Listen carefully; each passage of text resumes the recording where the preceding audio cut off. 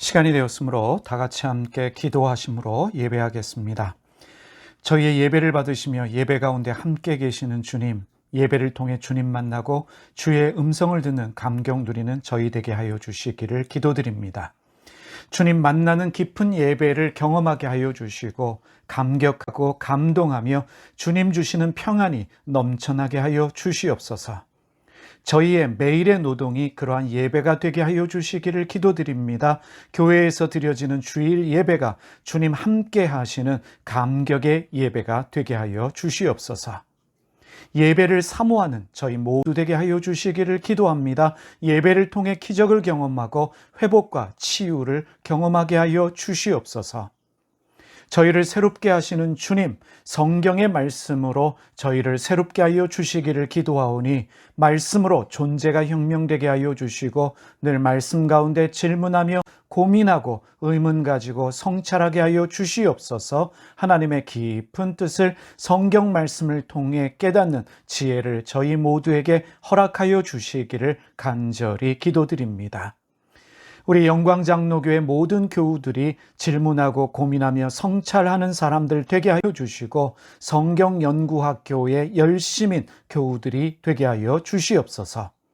성경을 더욱더 깊이 알므로 더 깊고 놀라운 주님을 이해하고 깨닫게 하여 주시고 더 놀라운 신앙의 신비를 경험하는 저희 모두가 되게 하여 주시기를 기도드립니다. 주님, 오늘도 사랑하는 교우들 한 사람 한 사람 눈동자와 같이 지켜주시고 보호하여 주시며 사랑하는 자녀들의 가고 오는 길을 지켜주시옵소서. 교우들의 직장과 기업 위에 하나님의 복을 더하여 주시기를 기도드립니다. 연로하신 부모님들의 건강을 지켜주시고 생명의 날들을 더하여 주시며 우리 모두에게 일용할 양식을 허락하여 주시옵소서. 오늘도 드려지는 모든 기도에 응답하여 주시며 새벽에 공부하는 요한계시록 말씀을 통해서도 주님의 뜻을 깨닫게 하여 주시옵소서. 우리 주님 예수님의 이름으로 기도드립니다. 아멘. 오늘 요한계시록 4장 1절에서 11절까지의 말씀 보겠습니다. 깊은 예배 가운데 빠져라 라는 말씀의 제목으로 함께 말씀 나누겠습니다. 먼저 요한계시록 4장 말씀입니다. 1절에서 11절 전체 말씀입니다. 우리 주목해서 함께 보도록 하겠습니다. 그 뒤에 내가 보니 하늘에 문이 하나 열려 있었습니다. 그리고 전에 내가 들은 그 음성, 그 나팔 소리와 같이 나에게 들린 그 음성이 이리로 올라오너라. 이 뒤에 일어나야 할 일들을 너에게 보여주겠다 하고 말하였습니다. 나는 곧 성령에 사로잡히게 되었습니다. 그런데 하늘에 보좌가 하나 놓여 있고 그 보좌에 한 분이 앉아 계셨습니다. 거기에 앉아 계신 분은 모습이 벽옥이나 홍옥과 같았습니다. 그 보좌의 둘레에는 빛이 옷과 같이 보이는 무지개가 있었습니다. 또 그 보좌 둘레에는 보좌 24개가 있었는데 그 보좌에는 장로 24명이 흰옷을 입고 머리에는 금 면류관을 쓰고 앉아 있었습니다. 그 보좌로부터 번개가 치고 음성과 천둥이 울려 나오고 그 보좌 앞에는 7개의 횃불이 타고 있었습니다. 그 7 횃불은 하나님의 7 영이십니다. 보좌 앞은 마치 유리바다와 같았으며 수정에 깔아놓은 듯 하였습니다. 그리고 그 보좌 가운데와 그 둘레에는 앞뒤에 눈이 가득 달린 4 생물이 있었습니다. 첫째 생물은 사자와 같이 생기고 둘째 생물은 송아지와 같이 생기고 셋째 생물은 얼굴이 사람과 같이 생기고 넷째 생물은 날아가는 독수리와 같이 생겼습니다. 이 4 생물은 각각 날개가 6개씩 달려 있었는데 날개 둘레와 그 안쪽에는 눈이 가득 달려 있었습니다. 그리고 그들은 밤낮 쉬지 않고 거룩하십니다, 거룩하십니다, 거룩하십니다. 전능하신 분 주 하나님, 전에도 계셨으며 지금도 계시며 또 장차 오실 분이십니다 하고 외치고 있었습니다. 영원 무궁하도록 살아계셔서 그 보좌에 앉아 계신 분께 그 생물들이 영광과 존귀와 감사를 드리고 있을 때에 24 장로는 그 보좌에 앉아 계신 분 앞에 엎드려서 영원 무궁하도록 살아계신 분께 경배드리고 자기들의 면류관을 벗어서 보좌 앞에 내놓으면서 우리의 주님이신 하나님, 주님은 영광과 존귀와 권능을 받으시기에 합당하신 분이십니다. 주님께서 만물을 창조하셨으며 만물은 주님의 뜻을 따라 생겨났고 또 창조되었기 때문입니다. 하고 외쳤습니다. 아주 긴 말씀 여러분 함께 읽었습니다. 요한이요, 열려진 하늘의 문을 보게 되었습니다. 하늘로 올라오라 라는 하늘의 음성도 듣게 됩니다. 한마디로 신비한 영적 체험이다 라고 말할 수 있습니다. 우리도 원하는 체험입니다. 신비한 영적 체험을 우리도 하기를 원합니다. 여러분, 우리도 언젠가는 주님께서 허락하시는 하늘의 그 문을 볼 수 있을 때가 올 것입니다. 하늘의 음성을 들을 수 있을 때도 올 것입니다. 열려진 하늘의 문 보고 싶다 해서 보게 되는 것이 아닙니다. 하늘의 소리를 듣고 싶다 해서 하늘의 소리를 듣게 되는 것도 아닙니다. 하늘의 주인이신 주님께서 문을 열어주셔야 합니다. 하늘의 소리를 들려주셔야 합니다. 이 신비한 영적 체험을 한마디로 이것이다 저것이다 우리가 규정할 수는 없지만 주님께서 우리에게 새로운 것들을, 우리가 이전에 경험하지 못한 것들을 보여주실 때가 있습니다. 경험케 하실 때가 있습니다. 하나님의 음성을 들려주실 때도 있을 것입니다. 가다 보면 보이게 됩니다.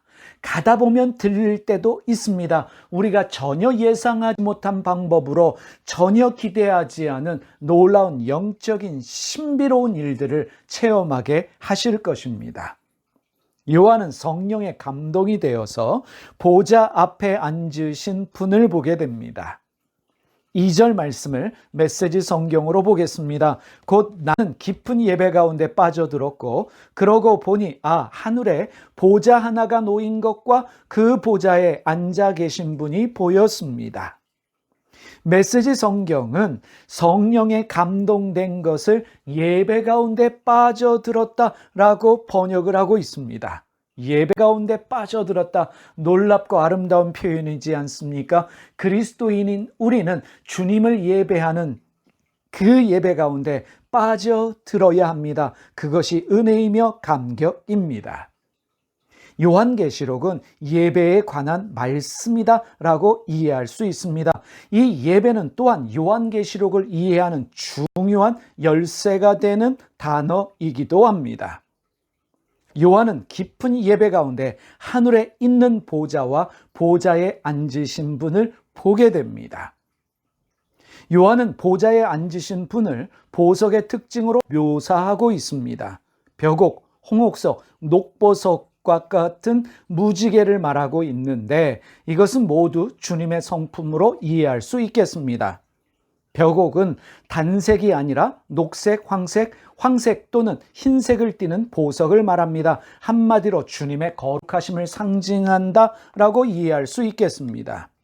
홍보석은 고대 세계에서 가장 인기가 높은 보석입니다. 주님의 심판을 상징합니다. 보좌의 둘레에는 녹보석과 같이 보이는 무지개가 있습니다. 무지개가 무엇을 말합니까? 주님의 은혜와 자비를 상징하고 있습니다. 한마디로 보좌에 앉으신 우리 거룩하신 주님은 세상을 심판하시는 주님이십니다. 더불어 은혜를 베푸시는 주님이십니다. 우리가 이러한 주님의 성품을 이해할 수 있어야 합니다. 거룩하신 주님, 심판하시는 주님, 은혜를 주시는 주님, 그분이 우리의 주님이십니다.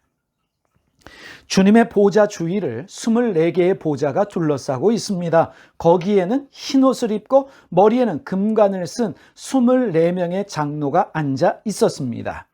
흰옷이란 거룩을 상징합니다. 그들이 머리에 쓰고 있는 금관은 왕의 지위를 상징합니다.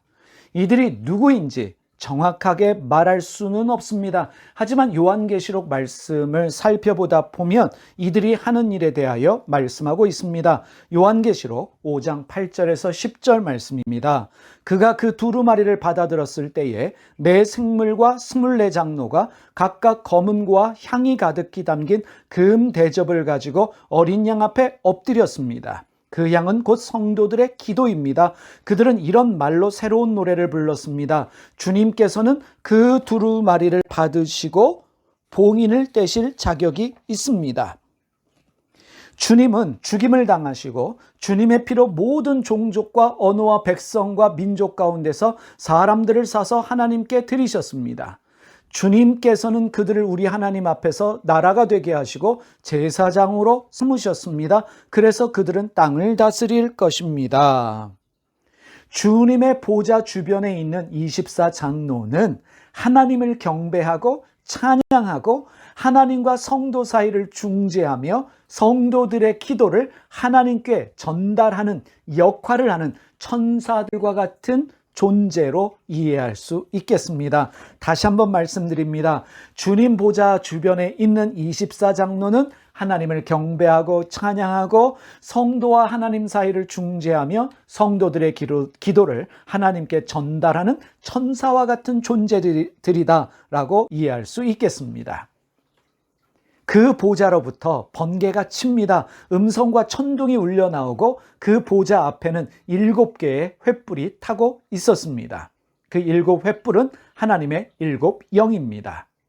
번개와 천둥은 일반적으로 성경에서 하나님의 임재와 능력을 상징하고 있습니다. 주님의 보좌는 하나님이 임재하시는 자리입니다. 그리고 주님의 권세와 능력이 흘러나오는 자리이기도 합니다. 한마디로 보좌에 앉으신 주님은 영원한 권세와 능력을 가지고 계십니다.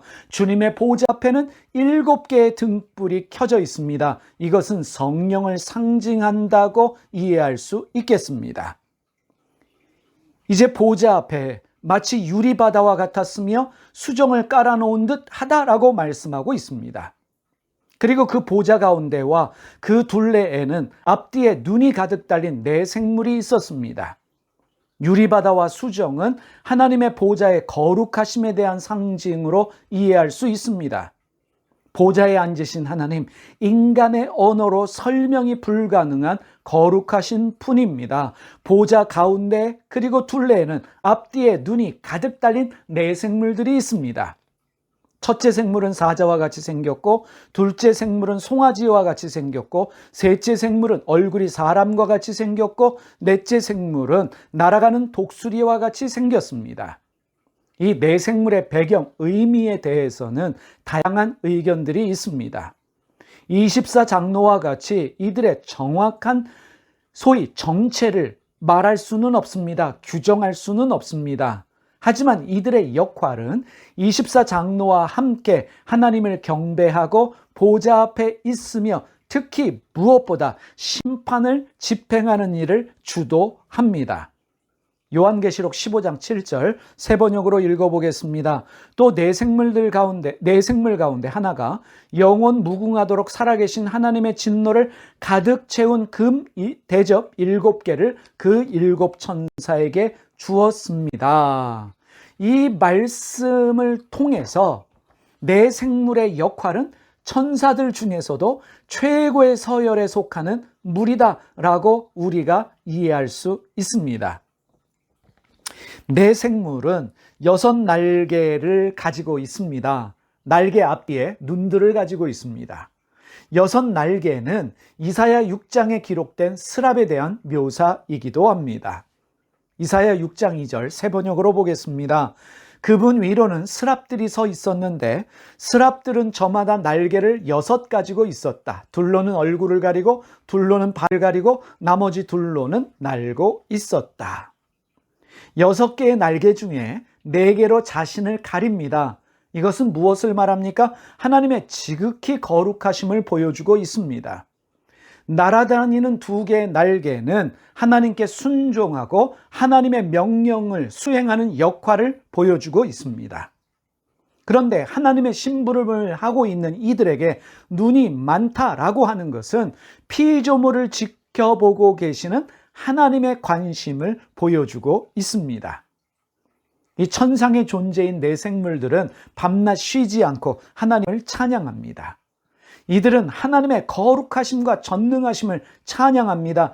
영원하신 하나님을 끊임없이 찬양하고 영광과 존귀와 감사를 드리고 있습니다. 이것이 천사들의 가장 중요한 임무라고 말할 수 있습니다. 여러분 상상해 보십시오. 주님의 보좌 앞에서 내생물이 하나님을 찬송합니다. 24장로도 찬양과 경배를 받으시기에 합당하신 하나님을 노래하며 예배합니다. 이러한 찬송을 우리가 교독 찬송이라고 말합니다. 내생물이 먼저 하나님의 성품을 찬양하고 24장로는 보좌에 앉아 계신 분께 엎드려서 영광과 존귀와 감사를 드리며 자기들의 면류관을 벗어서 보좌 앞에 내놓고 있으며 하나님을 찬송합니다. 이러한 모습을 통해서 하늘의 하나님 보좌를 중심으로 일어나는 가장 중요한 일이 무엇인지를 우리가 깨달을 수 있습니다. 무엇이겠습니까? 바로 예배입니다. 주님께서 요한을 하늘로 올라오게 한 후에 보여주신 첫 번째 모습이 보좌에 앉으신 주님과 그 주변에서 일어나는 예배 사건이었습니다. 여러분, 요한계시록에서 가장 중요한 첫 번째 계시는 종말과 심판이 아니라 하나님과 예배입니다. 하나님이 누구신지, 어떠한 하나님이신지를 아는 것, 그리고 예배를 이해하는 것이 요한계시록 전체를 이해하는 중요한 열쇠가 된다는 사실입니다. 하나님이 누구신가, 예배가 무엇인가를 아는 것이 요한계시록을 열 수 있는 열쇠가 된다는 사실을 기억하시기를 바랍니다.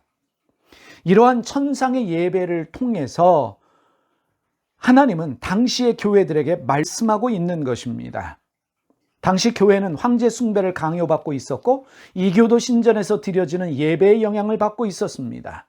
하나님은 하늘의 이러한 예배의 모습을 보여주심으로 교회에게 하나님만이 영원한 통치자이시고 하나님만이 예배와 경배를 받으시기에 합당하신 분이다라는 것을 보여주고 있습니다. 로마의 황제는 자기의 보좌에 앉아 시민들의 경배를 받습니다. 황제는 인간입니다. 사라지는 존재입니다. 그러나 영원한 보좌에 앉으신 분은 영원한 하나님이십니다. 바로 그 하나님을 우리가 예배하고 경배하고 있는 것입니다. 예배의 대상은 사람이 아닙니다. 하나님입니다. 여러분 질문해 보십시다. 우리는 무엇을 예배하고 있습니까? 돈입니까? 명예입니까? 부입니까? 성공입니까? 아니면 사람입니까? 우리가 추구하는 그것이 예배의 대상이 됩니다. 여러분은 무엇을 추구하고 계십니까? 우리가 추구하며 예배할 대상은 영원하신 하나님이라는 사실을 기억하십시다. 24장로는 금관을 벗어 보좌 앞에 놓고 예배합니다. 당시에 황제의 통치를 받던 속주국의 왕들은 로마 황제 앞에서 자신들의 왕관을 벗어놓음으로 황제에 대한 충성과 복종을 맹세했습니다. 교회가, 성도가 충성하고 복종해야 될 대상은 사람이 아닙니다. 영원하신 하나님이십니다. 24장로는 주님은 영광과 존귀와 권능을 받으시기에 합당하신 분이다 찬송하고 있습니다. 합당하다, 이 표현은 구약에 나타나지 않는 표현입니다. 로마의 황제가 도시로 들어올 때 사람들이 외치던 환호성이 합당하다였습니다. 영광과 존귀와 권능을 받으셔야 될 합당한 대상은 로마 황제가 아닙니다. 사람이 아닙니다. 우리 주님 하나님이십니다. 여러분, 예배를 제외한 교회의 모든 사역들은 주님이 이 땅에 오시면 모두 중단되어집니다. 주님 나라에는 선교가 없습니다. 구제가 없습니다. 설교도 없습니다. 어떠한 사역도 영원하지 않습니다. 그러나 영원하신 하나님을 예배하는 일은 하늘까지 이어지는 중요한 사역이라는 것을 여러분 명심하십시다. 교회의 모든 사역이 중요하지만 가장 중요하게 그리고 가치 있게 여겨야 할 사역은 예배입니다. 우리 모든 교우들은 하나님의 사람으로 마땅히 깊은 예배를 사모해야 합니다. 깊은 예배, 주님 만나는 예배, 주님이 중심된 예배를 사모해야 되는 것입니다. 그러한 예배를 드리는 여러분과 제가 되기를 소원합니다. 다 같이 함께 기도드리겠습니다. 살아계신 하나님 아버지, 우리가 깊은 예배 드릴 수 있는 자들 되게 하여 주소서. 예배를 통해 주님 만나고, 예배를 통해 감격하고, 예배를 통해 회복하며, 예배를 통해 주님의 음성을 듣는 저희 모두가 되게 하여 주시옵소서. 오늘도 노동을 통해, 우리의 말을 통해, 우리의 묵상을 통해 예배하는 자들 되게 하여 주시옵소서. 예수님의 이름으로 기도드립니다. 아멘. 하늘에 계신 우리 아버지, 아버지의 이름을 거룩하게 하시며 아버지의 나라가 오게 하시며 아버지의 뜻이 하늘에서와 같이 땅에서도 이루어지게 하소서. 오늘 우리에게 일용할 양식을 주시고 우리가 우리에게 잘못한 사람을 용서하여 준 것 같이 우리 죄를 용서하여 주시고 우리를 시험에 빠지지 않게 하시고 악에서 구하소서. 나라와 권능과 영광이 영원히 아버지의 것입니다. 아멘.